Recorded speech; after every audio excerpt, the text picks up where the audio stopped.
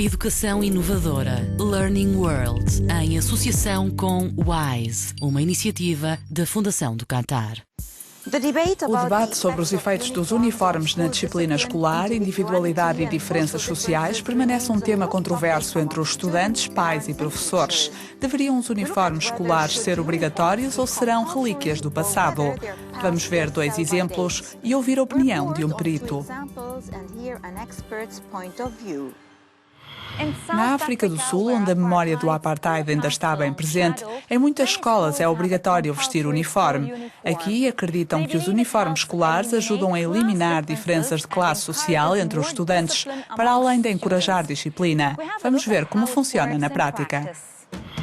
Na África do Sul, os uniformes são a regra. O hábito remonta ao período colonial britânico e, tal como acontece com outras antigas colónias britânicas, a tradição mantém-se nos dias de hoje. Neste país, os jovens tiveram um papel especial na luta contra o fim do apartheid. Nos anos 70 e 80, as escolas eram um palco privilegiado de contestação política. Quando a escola secundária Pumulani abriu em 1993, o sistema do apartheid estava em desagregação. Rodeado por violência, o diretor da escola, Ishumi Shongwe, escolheu as cores do estabelecimento de forma consciente. Quando a escola abriu, havia muita violência em Katlong. É daí que vem a cor vermelha do uniforme.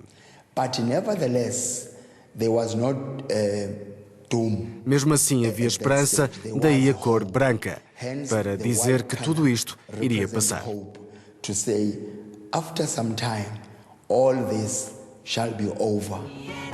Na África do Sul, é obrigatório os estudantes usarem uniforme em todas as escolas públicas, assim como na maioria das escolas privadas. Muitas escolas admitem adornos, enquanto outras mantêm firmes restrições nos penteados. Estas regras são importantes na medida em que contribuem para o ambiente de aprendizagem, ao mesmo tempo que reforçam a disciplina e a segurança, ajudando a criar um sentimento de comunidade em todo o estabelecimento. As enfermeiras vestem uniforme para poderem pensar como enfermeiras. Os médicos vestem uniforme para poderem pensar como médicos. Com os estudantes é a mesma coisa. Vestem o uniforme para pensarem como estudantes. Num país dominado por diferenças raciais durante tanto tempo, as classes sociais tornaram-se num fator de divisão. Os uniformes ajudam a atenuar as distinções entre os estudantes, contribuindo para que se concentrem na aprendizagem.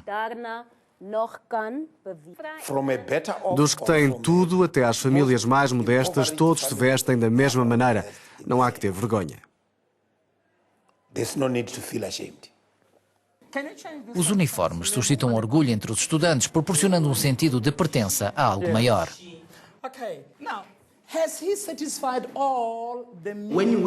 Quando acordo de manhã, vou a Pumulani e, ao passar o portão, deixo atrás de mim todas as circunstâncias das minhas origens e entro com a mentalidade de que quero aprender.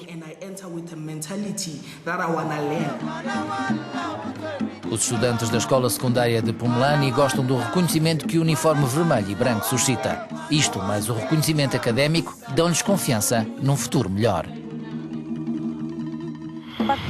Mas este tema está longe de ser consensual. Aurora Vélez fala com Andrea Precht, uma doutorada em Educação e perita em questões sociais, que nos oferece uma perspectiva geral sobre as vantagens e desvantagens dos códigos de vestuário nas escolas. Ela junta-se a nós a partir do Chile. Doutorou-se em Ciências da Educação e é especialista em cultura escolar.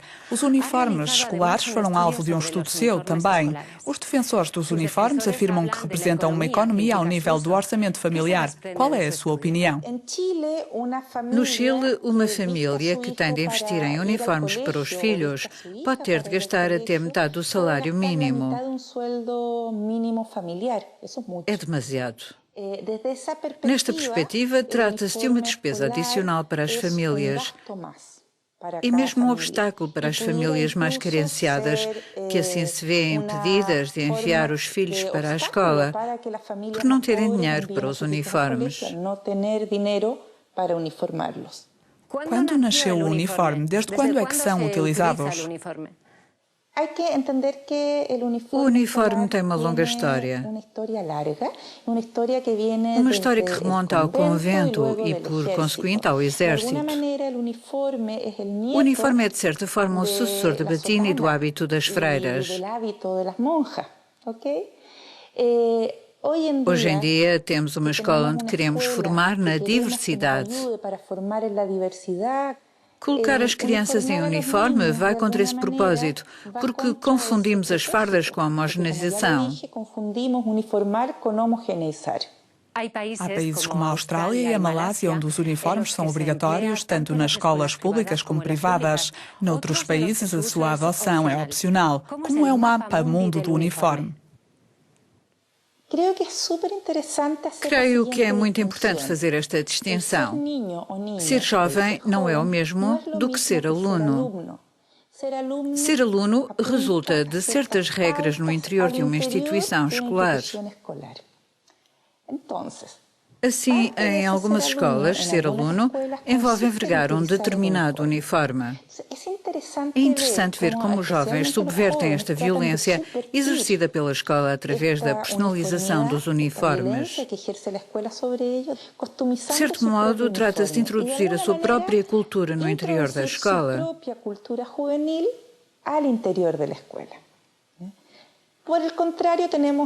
Por outro lado, assistimos ao fenómeno do Japão. Gostaria de sublinhar duas coisas. A primeira tem a ver com a indústria da moda. Ou seja, trata-se de um olhar adulto sobre o uniforme escolar. Grande parte da moda relacionada com o uniforme escolar no Japão sugere um jogo de erotização da juventude. Trata-se de criar pequenas lolitas. Andrea Prech, muchas gracias. Bueno, muchas gracias a ti también, Aurora.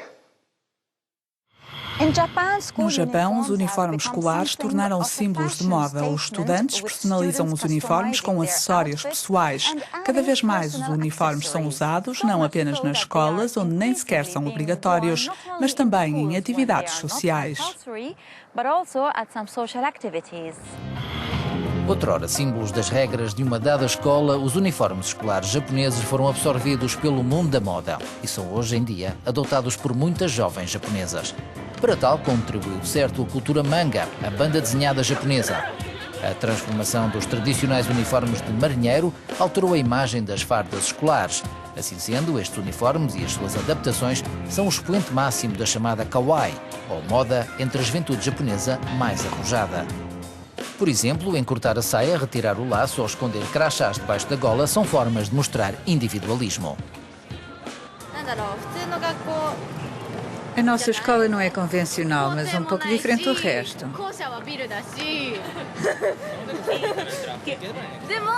Podemos sair durante o intervalo e não temos muitas regras no que toca a uniformes.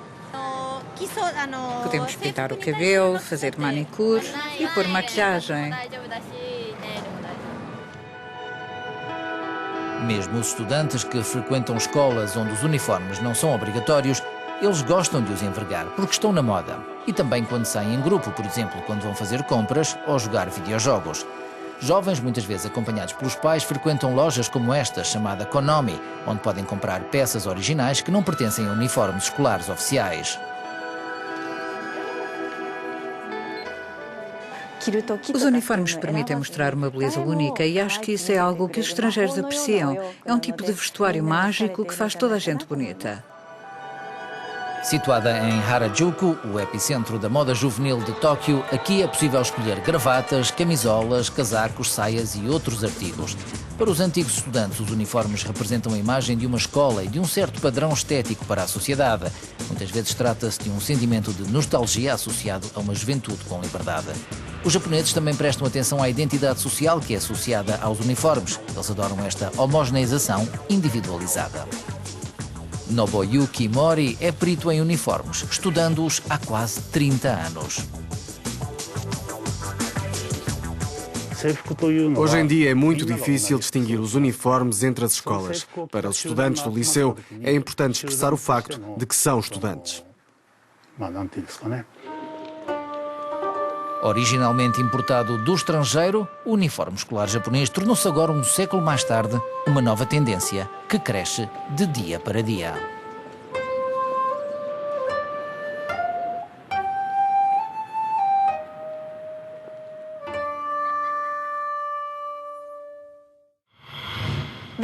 A nossa página no Facebook reflete o debate sobre este tema, um debate que revela pontos de vista muito diferentes. Por que não partilhar connosco as suas opiniões? Esta semana ficamos por aqui. Até à próxima. Learning World, em associação com WISE, uma iniciativa da Fundação do Qatar.